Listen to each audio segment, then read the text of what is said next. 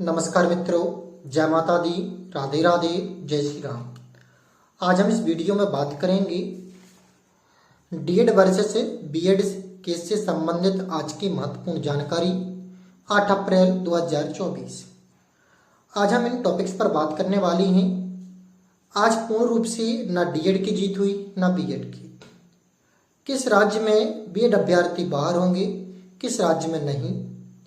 MP BEd अभ्यर्थियों का क्या होगा, यूपी बीएड अभ्यर्थियों का क्या होगा जो ज्वाइनिंग ले चुके हैं, बिहार व छत्तीसगढ़, इन राज्यों में बीएड अभ्यर्थियों का क्या होगा। तो सबसे पहले हम बात करें, आज आप भिन्न प्रकार के यूट्यूब चैनल में देख रहे होंगे, अधिकांश से अधिकांश आपको यही देखने मिलेगा कि बीएड अभ्यर्थियों की हुई जीत, पर वास्तव में सच ऐसा नहीं है।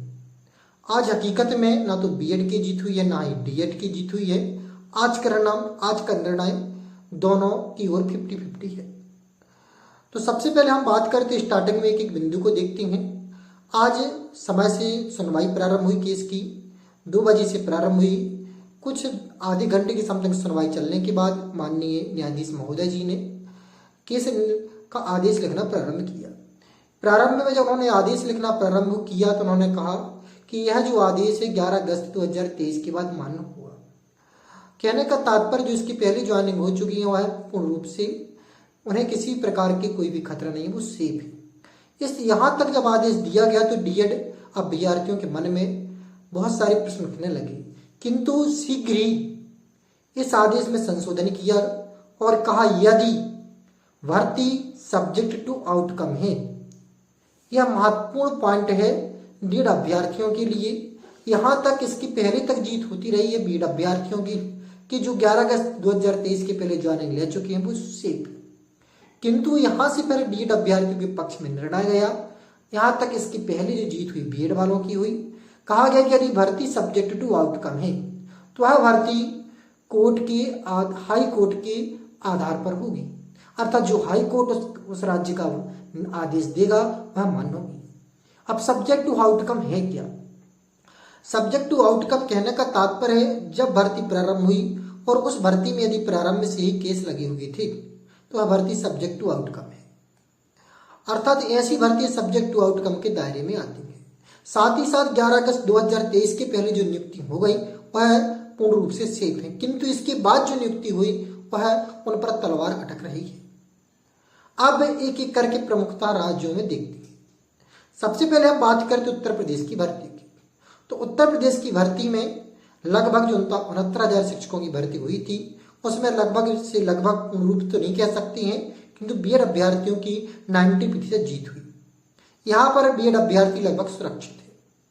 अब बात करें बिहार की, तो बिहार भर्ती में देखें, बिहार भर्ती जो थी वह सब्जेक्ट टू आउटकम थी, किंतु वहाँ पर अभ्यर्थियों को 2 साल की समथिंग कार्य करते हो चुका था, लेकिन वहाँ पर माननीय हाईकोर्ट महोदय ने आदेश दिया और वहां से भर्ती से बीएड बाहर कर दिया। तो इस स्थिति में जो माननीय सुप्रीम कोर्ट का आदेश आया उसके आधार पर देखें तो बीएड अभ्यर्थी लगभग बाहर हो चुके हैं, किंतु एक लंबा समय 2 साल हो चुका है। इस आधार पर उन पर रहम बरती जा सकती है, किंतु माननीय सुप्रीम कोर्ट के आदेश अनुसार वो बाहर है, क्योंकि सब्जेक्ट टू आउटकम के दायरे में आती है और इस कारण से वह बाहर है। अब इसकी बात करते हैं छत्तीसगढ़ की। तो छत्तीसगढ़ की पूर्ण रूप से अभ्यर्थी 99% बाहर हो चुके हैं, क्योंकि छत्तीसगढ़ का जो आदेश आया है हाईकोर्ट ने किया है माननीय सुप्रीम कोर्ट के आदेश अनुसार, जो भर्ती हुआ है हाईकोर्ट के आदेश के अधीन है, और छत्तीसगढ़ में हाईकोर्ट के आदेश के आधार पर बीएड अभ्यर्थी पूर्णतः बाहर कर दी गए, क्योंकि जो आदेश है 11 अगस्त 2023 के बाद पहले ज्वाइनिंग करने वालों के लिए सेफ है, और छत्तीसगढ़ में जो ज्वाइनिंग हुई है 11 अगस्त 2023 के बाद हुई है। इस कारण से उनमें कहा जाए तो 99% सॉलिड है, वहां पर आदेश भी आ गया है, कुछ समय से में बाहर हो जाएंगे। अब बात करते हैं सबसे अंत में मध्य प्रदेश सरकार की। मध्य प्रदेश की स्थितियां क्या होंगी? अब यहाँ पर भिन्न प्रकार के यूट्यूबर भिन्न प्रकार की जानकारी दे रही है। कोई कह रहा है कि जो बीएड अभ्यर्थी है वो सेफ है, तो ना तो बीएड अभ्यर्थी मध्य प्रदेश में सेफ है ना ही अनसेफ है। कहने का तात्पर्य 50-50% है, किंतु यदि अभी तक की स्थिति बीएड अभ्यर्थियों की जिस राज्य में स्थिति सब्जेक्ट टू आउटकम थी वहां पर बीएड अभ्यर्थी बाहर हो गई है। चाहे वो बिहार की स्थिति देख लें, चाहे वो छत्तीसगढ़ की स्थिति देख लें।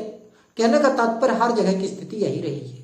तो यदि आदेश और न्याय की बात करें जो अदर स्टेटों में हुआ है, कहने का तात्पर्य जैसे बिहार राज्य, छत्तीसगढ़ राज्य, इनमें जो पढ़ रहा है वह डीएड अभ्यर्थियों का भारी है।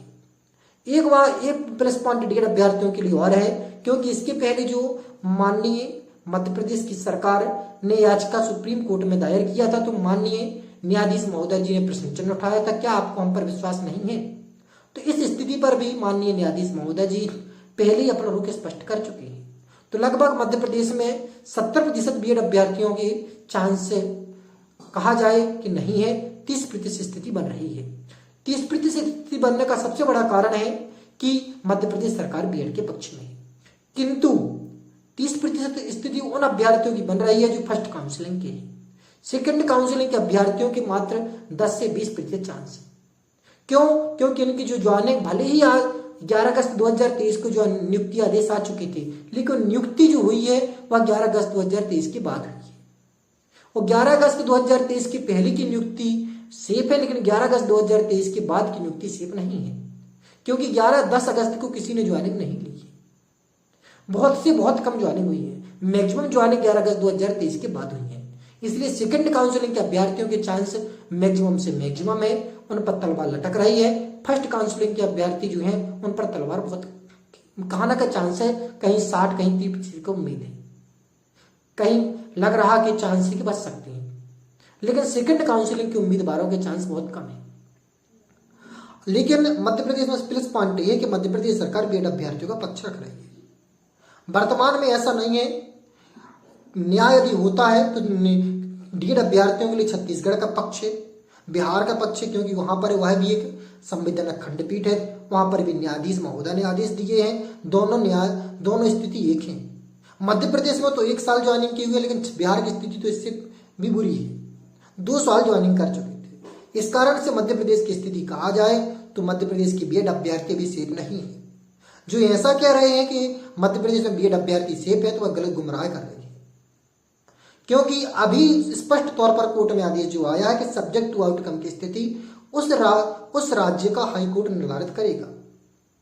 तो अभी मध्य प्रदेश हाईकोर्ट का निर्णय आना बाकी है, तो जस्ट वेट एंड वॉच। इस आधार पर जो 11 अगस्त 2023 के पहले ज्वाइनिंग ले चुकी, वहां पर बीएड अभ्यर्थियों की जीत हुई, और जो भर्ती सब्जेक्ट टू आउटकम है और जहां पर हाईकोर्ट के आदेश के अनुसार जैसे छत्तीसगढ़ और बिहार, यहाँ पर डीएड अभ्यर्थियों की जीत हुई। एमपी का भी निर्णय क्लियर नहीं हुआ है, एमपी के लिए जस्ट वेट एंड वॉच। आपको जानकारी कैसी लगी? यदि अच्छी लगी तो वीडियो को लाइक करिए, चैनल को सब्सक्राइब करिए, साथ ही साथ इस वीडियो को शेयर कर दीजिए, और उन सभी जो गलत जानकारी देते हैं उनको एक बार जरूर शेयर करिए। नमस्कार।